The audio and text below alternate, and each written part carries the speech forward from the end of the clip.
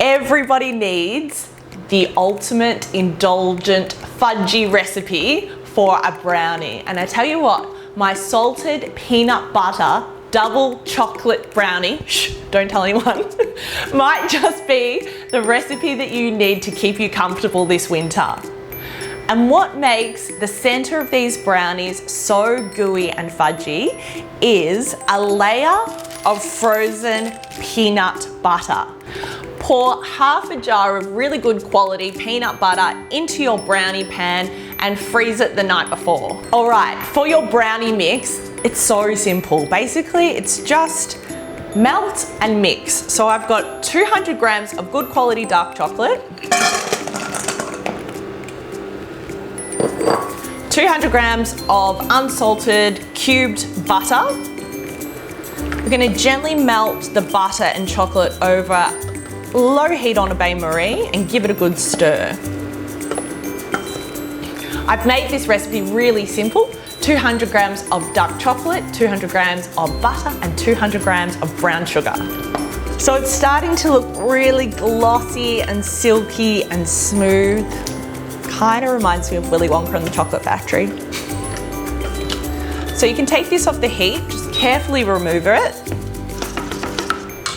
In goes our brown sugar. I feel like brown sugar just gives brownies that extra fudginess. It also has a really nice kind of rich flavor, which is great for brownies. And a teaspoon of vanilla extract as well.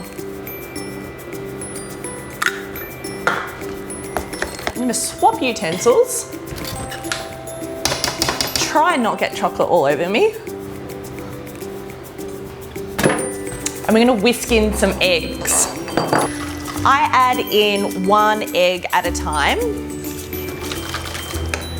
And at this point, the mix might look like it's splitting, but never fear, it will come together, I promise.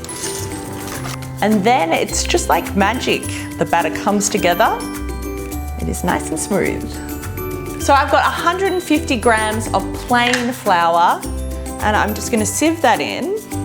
And we don't want to over stir and overwork the brownie mix at this point because we want it to be nice and fudgy. Gently fold in that flour. Once it's almost combined, I'm going to add in my extra bit of bling. I've got 100 grams of dark chocolate buttons. This is just going to give your brownie that little bit of hidden texture. So when you bite in, you just get that little bit of crunch, which is what I always love when having dessert. Now we can pour the brownie batter in my pan. I've just lined it with some baking paper. What you want to do is roughly divide the mixture in half. Pour half of it in first. Hoo, hoo, hoo. It's looking very naughty. So just ensure that you evenly spread the batter. And then take your pre-frozen layer of peanut butter, peel off the baking paper, and top the batter. Ooh, so much fudgy goodness. At this stage, I also like to sprinkle a layer of sea salt.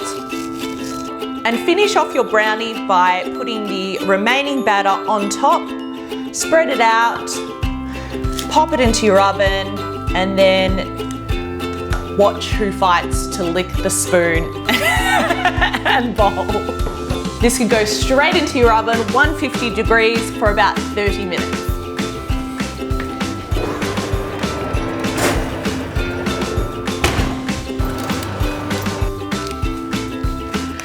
There is a fine line between a fudgy, gooey brownie and an overcooked one. So I always look for the edges to be cooked and a little bit cake-like and the center to still be a little bit soft.